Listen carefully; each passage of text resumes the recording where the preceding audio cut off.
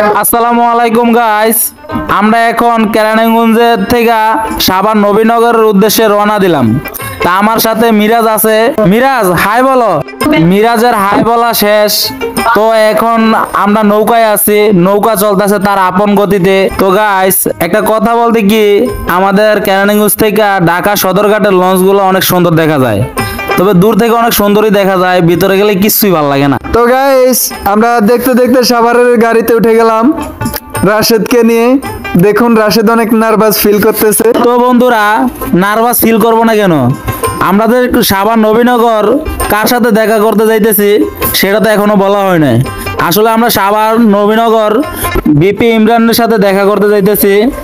ওনারা তো সবাই চিনেন, এই জন্যই আমি একটু বেশি নার্ভাস ফিল করতেছি, কারণ সেলিব্রিটির সাথে দেখা করবো। তো তাই বাসের থেকে নামার আগে ফেসটাকে ভালোভাবে পরিষ্কার করে নিলাম।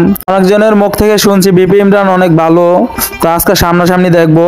তো আমরা বাসের থেকে নামা সোজা নবীনগর সেনা কমপ্লেক্সের নিচে চলে এলাম। তো এখন মিরাজকে পাঠালাম এক দারোয়ানের কাছে জিজ্ঞাসা করতে বিপি ইমরান কত তলায় থাকে, তার সেলুন কত তলায়। দারোয়ান অনেক সুন্দর করে বুঝিয়ে বলে দিল 4 তলায়। তো গাইস আলহামদুলিল্লাহ আমরা বিপি ইমরানের সেলুনের সামনেই আছি। তো দেখে এখন বিপি ইমরান আছে কিনা।